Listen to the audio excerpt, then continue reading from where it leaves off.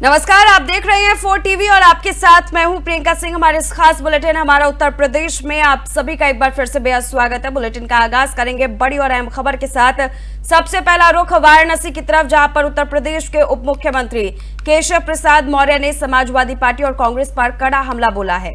उन्होंने कहा कि अगर अखिलेश यादव से कैमरे के बाहर पूछा जाए तो वे भी मानेंगे कि पिछले 13 सालों में देश ने 1300 सालों की प्रगति की है। मौर्य ने बताया कि उनके शासनकाल में अपराधियों, माफियाओं और दंगाइयों के खिलाफ सख्त कार्रवाई की गई। आपके बीच में आया हूँ, माननीय प्रधानमंत्री के नेतृत्व में गरीब हो, किसान हो, नौजवान हो, महिलाओं के सशक्तिकरण से जुड़ा हुआ विषय, हर क्षेत्र में भारत ने प्रगति किया है। अर्थव्यवस्था हमारी दुनिया में डंका बजा रही है। सामरिक दृष्टि से हम विश्व की महाशक्ति बन चुके हैं। भारत तो वहीं उत्तर प्रदेश के अयोध्या में ज्येष्ठ पूर्णिमा के शुभ मौके पर बड़ी संख्या में श्रद्धालु राम जन्मभूमि पहुंचे। रामलला के दर्शन और आशीर्वाद लेने के लिए सुबह से ही भक्तों की लंबी कतारें देखी गई। श्रद्धा और भक्ति के माहौल में पूरा अयोध्या नगरी रम गया। स्थानीय प्रशासन ने भक्तों की भारी भीड़ को देखते हुए सुरक्षा और व्यवस्था के पुख्ता इंतजाम किए।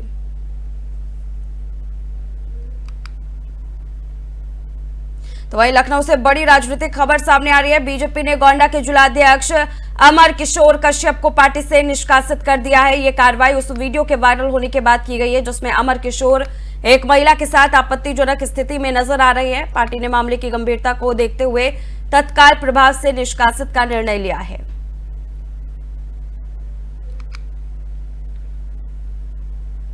वहीं उत्तर प्रदेश सरकार ने लखनऊ जोन के एडीजी रहे वरिष्ठ आईपीएस अधिकारी एसबी शेरकर को प्रदेश का नया महानिदेशक यानी कि डीजी नियुक्त किया है। उनकी प्रशासनिक क्षमता और सख्त कार्यशैली को देखते हुए यह महत्वपूर्ण जिम्मेदारी सौंपी गई है। शेरकर के नेतृत्व में लखनऊ जोन में कानून व्यवस्था में उल्लेखनीय सुधार देखा गया था। अब उनसे पूरे राज्य में अपराध नियंत्रण और पुलिसिंग को और अधिक प्रभावी बनाने की उम्मीद की जा रही है।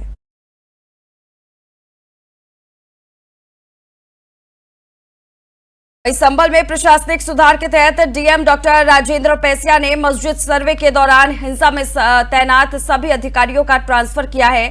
हिंसा के दौरान जिम्मेदार सभी अधिकारियों का स्थानांतरण कर दिया गया है ताकि प्रशासनिक कार्यों में सुधार किया जा सके और भविष्य में शांति बनी रहे। संभल एसडीएम वंदना मिश्रा को गुन्नौर तहसील की नई एसडीएम नियुक्त किया गया है, जबकि डिप्टी कलेक्ट्रेट विकास चंद्र को संभल तहसील का नया एसडीएम बनाया गया। इसी के साथ ही तमाम अधिकारियों के भी तबादले किए गए हैं, जिसको लेकर के अब आधिकारिक रूप से जानकारी सामने आ चुके हैं।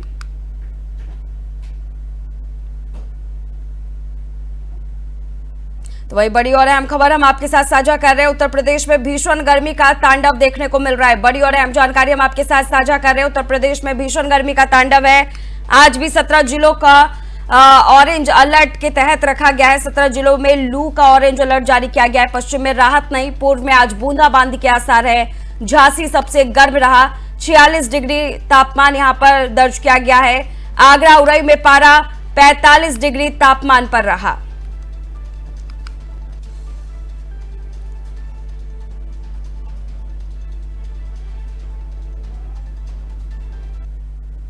वहीं चित्रकूट में साल 2009 के दौरान हुए आंदोलन और पुलिस से झड़प के मामले में एडीजी कोर्ट ने बड़ा फैसला सुनाया है। कोर्ट ने पूर्व सांसद आरके सिंह पटेल, पूर्व विधायक वीर सिंह पटेल, नगरपालिका अध्यक्ष और 19 लोगों को दोष मुक्त कर दिया है। गौरतलब है कि 2023 में सीजेएम कोर्ट ने सभी आरोपियों को एक साल की सजा सुनाई थी, जिसे अब एडीजी कोर्ट ने निरस्त कर दिया है।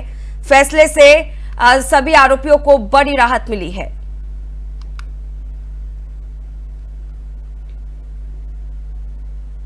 तो वहीं हापुड़ में एक अनोखी वजह से पति पत्नी के रिश्ते में दरार आ गया। मामला इंस्टाग्राम रील से जुड़ा है, जहां बर्तन धोते समय पत्नी के 2 फॉलोअर्स कम हो गए। फॉलोअर्स कम होने पर पत्नी का पारा तुरंत चढ़ गया और उसने बवाल काटकर पति के खिलाफ थाने में शिकायत दर्ज कराई। ये कोई पहली बार नहीं था, क्योंकि पत्नी ने पहले भी 2 बार दहेज उत्पीड़न की शिकायत दर्ज कराई थी। पुलिस ने दोनों को समझाने की कोशिश की और अंत में पत्नी को मानकर विवाद सुलझा दिया। महिला थाने में करीब 4 घंटे तक दोनों का विवाद चला, लेकिन पुलिस की मध्यस्थता से मामला शांत हो गया है। यह घटना दर्शाती है कि सोशल मीडिया पर छोटी छोटी बातें भी रिश्तों में तनाव पैदा कर सकते हैं, खासकर आज के समय में जहां सोशल मीडिया का प्रभाव इतना ज्यादा बढ़ चुका है।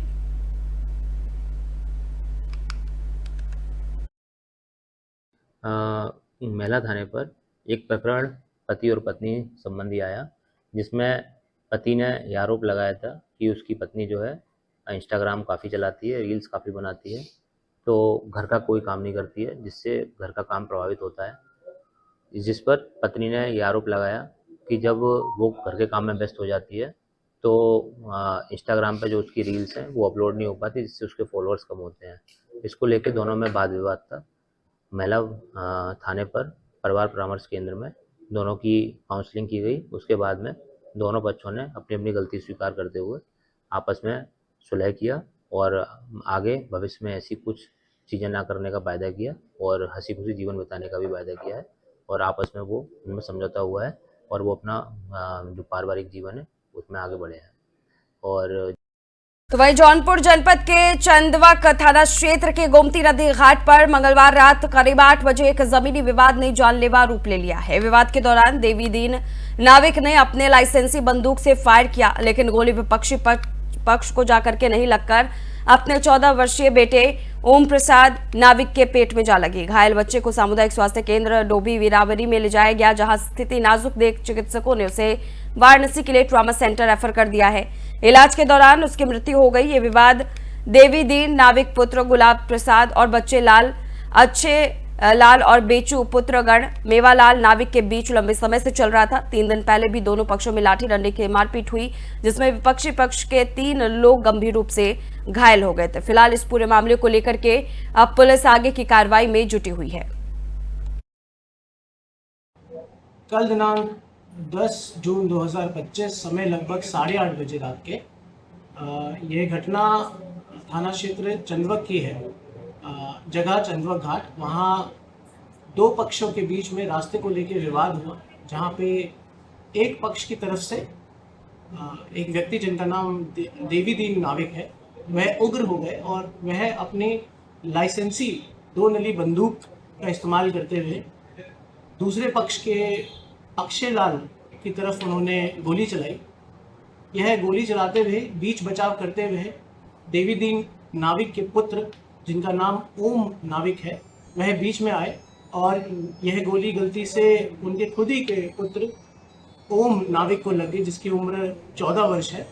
तत्काल पुलिस द्वारा ओम नाविक को बनारस ट्रॉमा सेंटर ले जाया गया और उसके पिता देवीदीन नाविक को हिरासत में लिया गया। इलाज के दौरान यह पाया गया कि ओम नाविक जो है उसकी मृत्यु हो गई।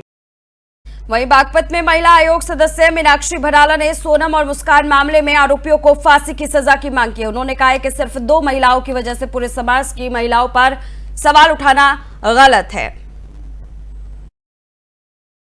ज्यादातर लव मैरिज है। अब जैसे मैं फिर यही कहूँगी, लव मैरिज हो या अरेंज, दोनों का आपने हाशिया देख लिया। एक इनमें से लव मैरिज थी और एक अरेंज मैरिज थी। तो शादी घर वालों की जो मर्जी से होती है वो बेहतर रहती है। घर वाले सोच समझ के अपनी बराबरी के लोगों में करते हैं, अपनी कास्ट में करते हैं। उससे उसका सबसे बड़ा फायदा ये होता है कि आपके बच्चे को वो सेम एटमॉस्फेयर मिलता है दूसरे घर में।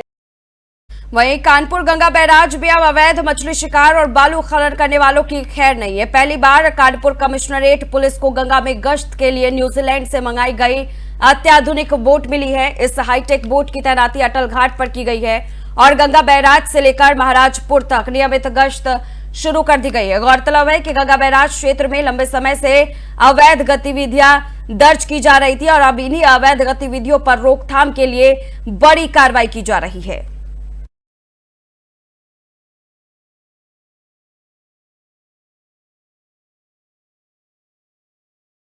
तो वहीं कानपुर के फजलगंज थाना क्षेत्र स्थित संतनगर में एक जिम में अचानक आग लगने से इलाके में अफरा तफरी का माहौल हो गया।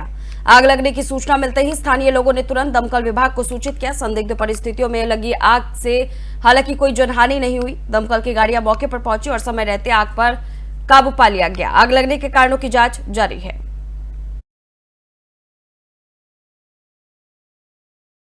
फिलहाल इस खास बुलेटिन बस इतना ही, रुकेंगे एक छोटे से ब्रेक के लिए। ब्रेक के उस पार खबरों का सिलसिला जारी है।